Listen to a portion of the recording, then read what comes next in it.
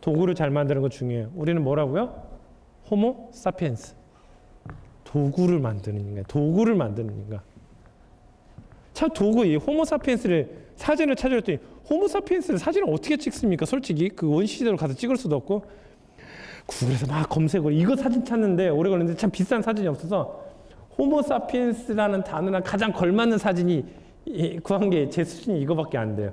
호모 사피엔스 맞지 않습니까? 얘가 지금 도구를 만들고 있잖아요. 억지스럽죠. 그래도 이해해 주십시오. 뭐 이런 가정이 있을 때 뭐 포장하는데 74만 9천 이렇게 발생한다 하겠습니다. 한 달에만 430만 원이나 돈이 나가요. 연간 5,100만 원이 돈 날라간다는 소리입니다. 비용이라는 게 저도 그래요. 저희 직원들한테. 한때는 비용이라는 게 종이 아끼고 뭐 그런 게 비용을 아끼는 거라고 생각이 들었는데 그게 아니더라고요. 한 명이 일할 수 있는 걸 세 명이 일하는 게 그게 비용이에요. 종이요? 종이 백날 그 이면지 써봤자 얼마나 되겠습니까? A4지 2,500매짜리 한 장 해봤자 얼마나 되겠습니까? 3분이면 의사결정할 수 있는 일을 한 서너 명이서 모여가지고 대여섯 시간 동안 얘기하는 게 그게 돈 낭비죠. 훨씬 돈 낭비예요. 통장에서 돈이 나가면 낭비라고 생각하시는데 통장에서 돈 나가는 낭비지만 같은 일을 긴 시간 동안 왜냐면 직원들이 근무한 시간 1분 1초가 다 돈이거든요. 그건 돈이라 생각 안 하는 분들이 계세요. 이런 거에서도 업무를 개선해야 되지 않습니까?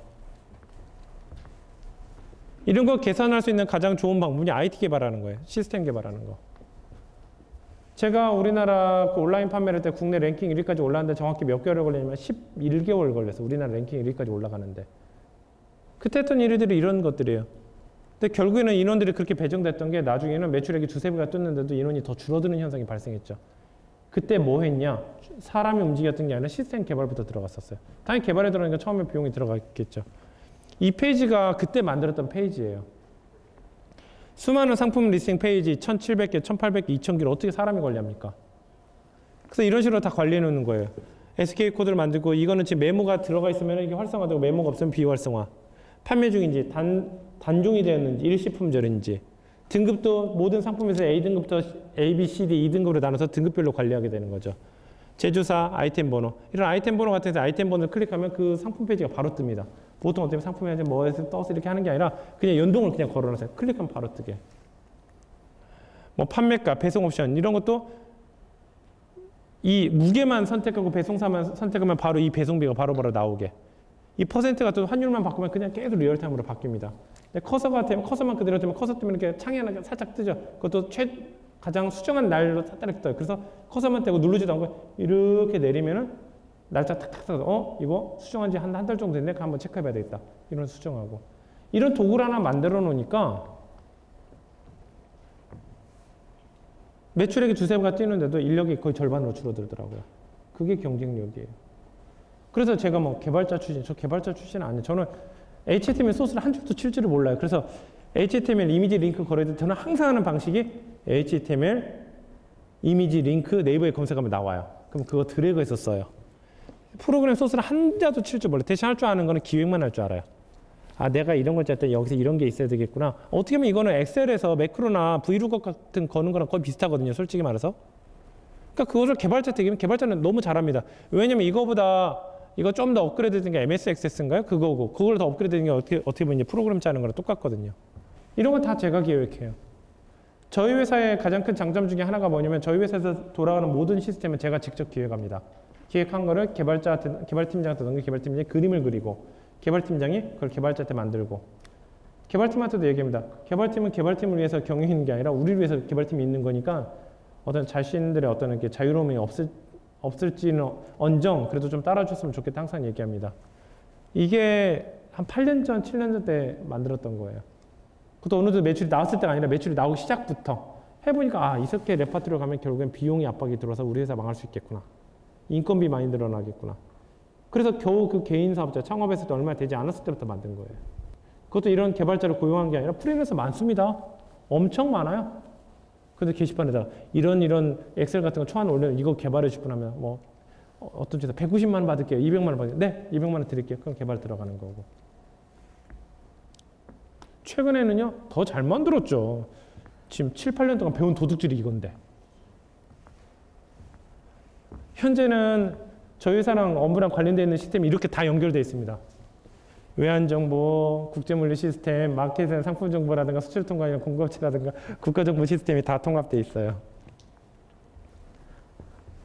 그래서 각각의 시스템들이 다 데이터베이스에 있고 아니면 구매를 할 때도 최적 구매 수량, 최적 배송, 페덱스로 보내는 게 좋은지 EMS로 보내는 게 좋은지 UPS로 보내는 게 좋은지 구매할 때는 91개에서 182개로 구매하는 게 좋을 것 같고 이런 거는 6개에서 12개 이럴 때는 단위당 배송 680원, 510원 이거는 다 전산화되어 있는 겁니다.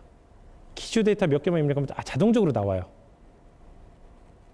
원산지 같은 경우는 스위스 원산지, 제조소 원산지, 유통국 원산지 3개로 나눠서 각각의 FTA 혜택을 받을 수 있는지 유통을 어떤 설계로 해야 될지 다 설계를 다 자세하는 겁니다. 예를 들어서 제조는 중국에서 했는데 브랜드 원산지, 삼성이라는 브랜드는 한국의 원산지고 판매는 일본에서 된다. 그런 경우 그 각각에 대한 설계가 다 달라져야 되거든요. 상품에 대한 명들 다 데이터베이스화 시켜놓고 색깔도 하물며 데이터베이스 시켜놔야 돼. 데이터가 인포메이션이 돼가는 과정의 가장 큰 핵심은 표준화입니다.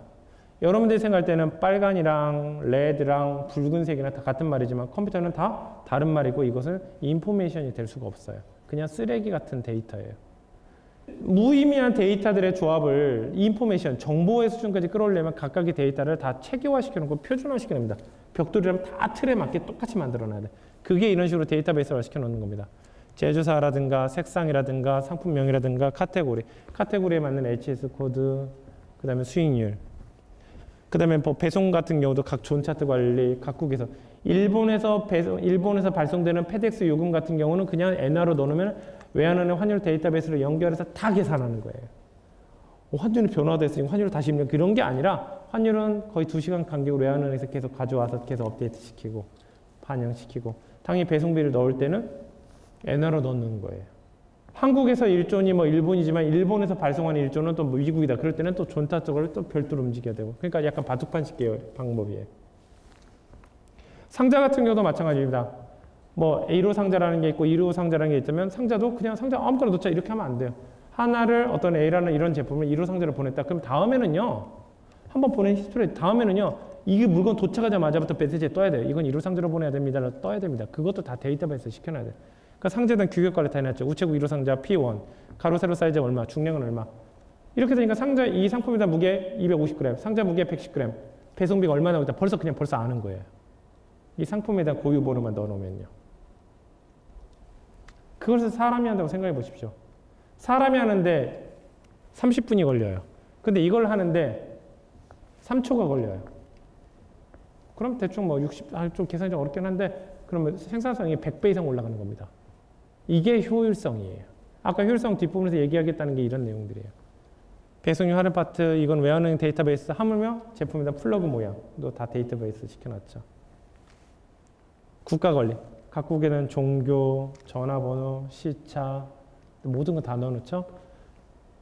일본에 있는 상품이 약 5만 개가 등록이 돼 있다. 오늘자로 갑자기 일본에 있는 부가세 환율이 8%에서 10%로 늘어났다. 그 원가 데이터베이스 분석하는 게 아니라 그냥 국가 관리에서 여기 아마 여기 뒷부분에 있는데 8% 써 있는 거를 10%라고 바꾸고 엔터 딱 치는 순간 모든 상품 페이지가 다 바뀌어요.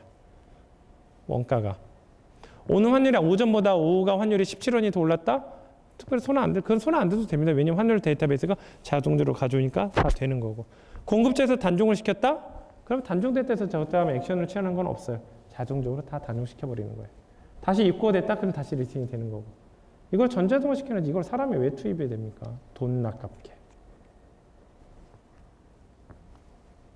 이거는 이제 이번 주 월요일 날 나온 거예요. 지금 현재 개발에 들어가고 있고 다음 주 월요일이면 끝납니다. 이미. 이건 5일이면 만들어요. 저희가 상품이 판매되는 모든 상품들의 어떤 데이터베이스를 주식시장처럼 1위부터 뭐 2만 위까지 3만 위까지 이렇게 나오는 시스템입니다. 상품에 대해서 판매국에 대한 비중, 수익률에 대한 비중, 판매 시기에 대한 비중, 쇼핑몰에 대한 비중, 저번 주에 판매된 수량의 제품, 저번 주에 10개 판매된 제품이랑 한 달 전에 10개 판매된 제품이랑 다른 가중치를 줘야 되거든요. 그럴 때는 1주차 때, 최근 1주차 때는 100점, 2주차 때는 95점, 3주차 때는 90점, 11주차 초과된 거는 50점만 가중치를 주는 거예요. 그러니까 저번 주에 100개 판매된 것과 11주 전에 200개 판매된 거랑 같은 점수를 받게 되는 거예요. 이런 식으로 제가 이걸 가중치를 제 마음대로 결정할 수 있고 이런 식으로 하는데 각각에 대한 데이터베이스가 다 알아야 돼요. 수수료율, 판매가율 뭐 이런 내용들이 다 조합이 되고 환율 데이터베이스, 페이팔 환율, 페이팔 데이터베이스, 중량에 대한 데이터베이스 그런 것들이 부가세, 환급에 대한 데이터베이스가 다 조합이 돼서 이런 순위값들이 나오는데 이것은 이번 주, 다음 주 월요일이면 다 나옵니다. 왜냐면 이걸 왜 그러냐면은 이런 게 없으면 어떻게 하냐면요. 야, 이 중에서 어떤 상품을 우리가 이번에 초이스를 해서 매입을 할까? 이거 구매하는데 브레인스토밍하는데 한 달이 걸리는 거예요. 뭐 한 2, 3주가 걸리고. 그걸 왜 그렇게 합니까? 제가 저희 직원들한테 항상 얘기하는 게 need to solution이라는 얘기를 많이 해요. 니즈가 발생하면 솔루션까지 나오는데 리얼타임으로 나와야 된다예요. 우리가 지금까지 과거에 판매됐던 제품이 15,000개인데 그 중에서 우리가 지금 팔아야 될 점이 3개를 뽑아야 된다면 바로 그냥 리얼타임으로 3개가 바로 나와야 된다는 얘기예요. 그걸 찾는데 왜 팀원들이 모이고 주관적인 내용이 오고 가고 해서 에러를 높입니까? 시간도 오래 걸리고. 그러면 그게 돈 낭비라는 얘기예요. 그래서 IT의 투자가 비즈니스의 시작이라는 얘기를 하고 싶은 겁니다.